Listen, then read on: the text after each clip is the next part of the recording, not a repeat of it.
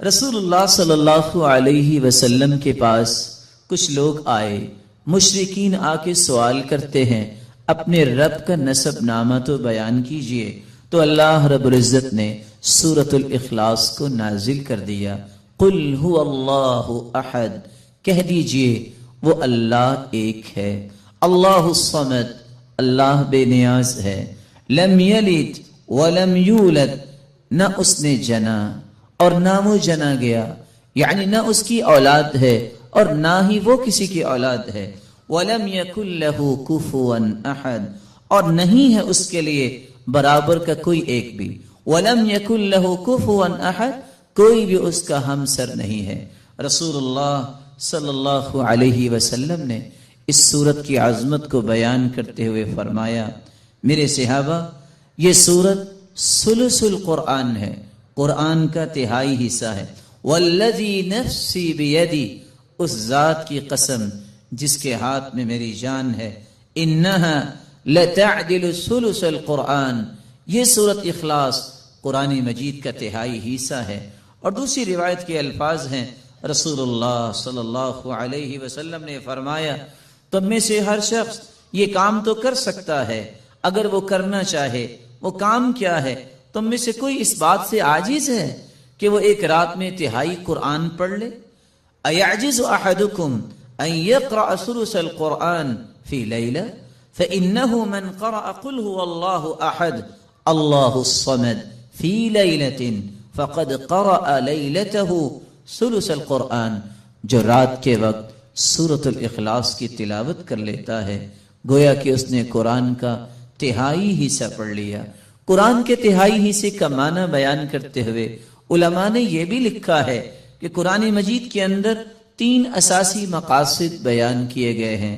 اللہ کی توحید کو بیان کیا گیا، اللہ کے اوامر اور نواہی کو بیان کیا گیا، اللہ تعالیٰ کے پیارے پیغمبروں اور پھر ان کی قوموں کے اخبار و قصص کو بیان کیا گیا۔ تو سورۃ الاخلاص علم التوحید، توحید کا ایک مرکز ہے، توحید کی حقیقت کو کھولنے والی یہ سورت ہے۔ اس لیے رسول اللہ صلی اللہ علیہ وسلم نے فرمایا، جس شخص کی محبت سورۃ اخلاص سے ہوگی یہ محبت اسے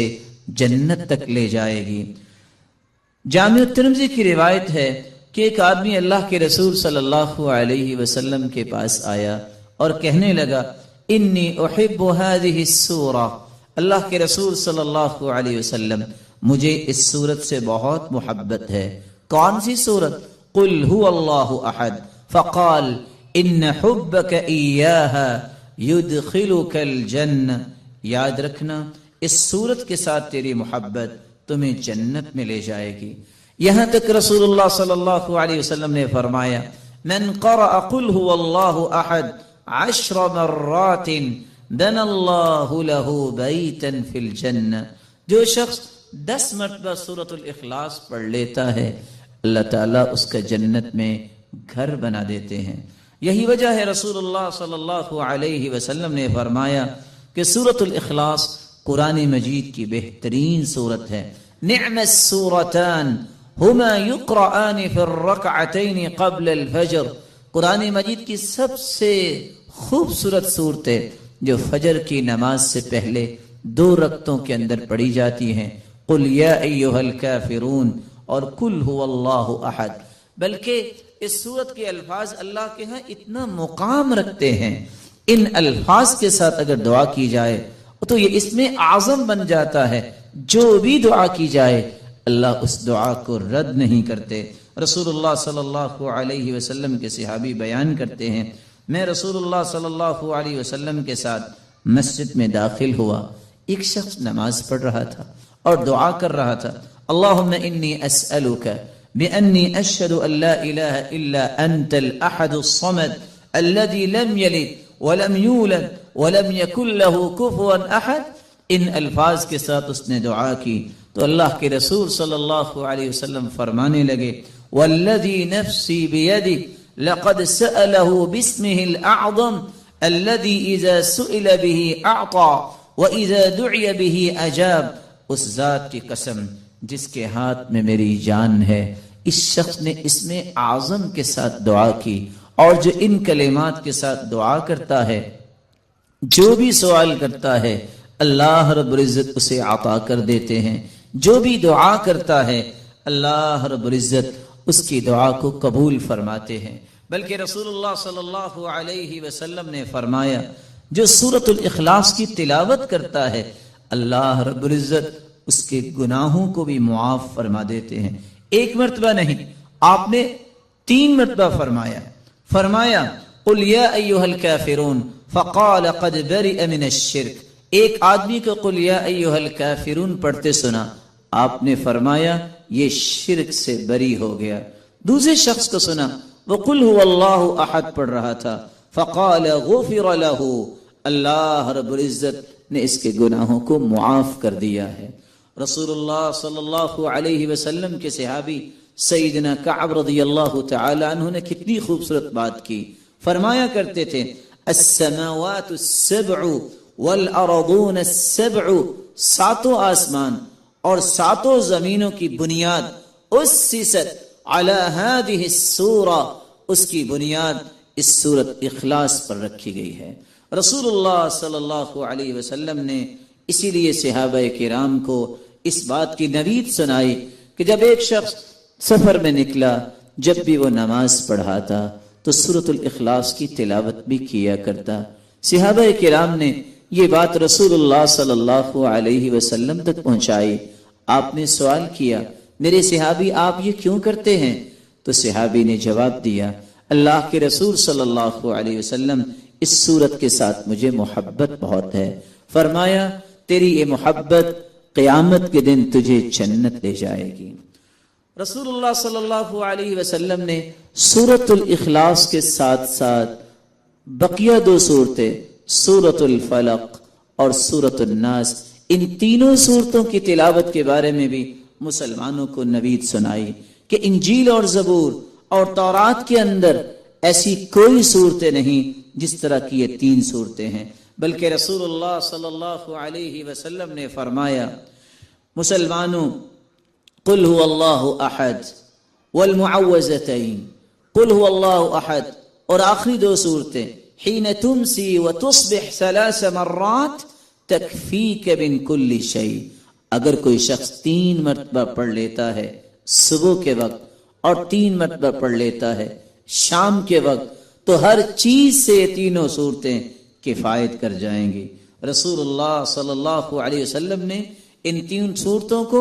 بہترین دم قرار دیا۔ رسول اللہ صلی اللہ علیہ وسلم کی زوجہ مطہرہ صدیقہ بنت الصدیق حبیبۃ رسول اللہ صلی اللہ علیہ وسلم عائشہ رضی اللہ تعالی عنہ فرماتی ہیں ان النبی صلی اللہ علیہ وسلم كان اذا آوى الى فراشی، رسول اللہ صلی اللہ علیہ وسلم جب آرام کرنے کے لیے اپنے بستر کی طرف جاتے کل لیلہ، ہر رات جمع کفی، اپنے دونوں ہاتھوں کو جوڑتے، ثم نفس فیہما، پھر ان دونوں ہاتھوں میں پھونک مارتے، فقرأ فیہما، اور قرآن مجید کی یہ تلاوت کرتے قل هو اللہ احد وقل اعوذ برب الفلق وقل اعوذ برب الناس، ان تینوں صورتوں کی تلاوت کرتے، ثم يمسح بهما ما استطاع من جسدی،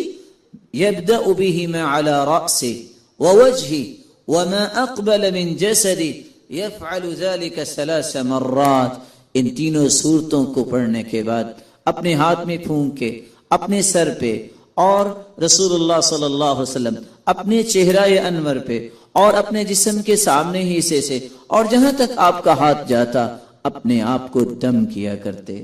اس صورت نے ہمیں بہت سارے پیغامات دیے ہیں۔ سب سے پہلا پیغام یہ ہے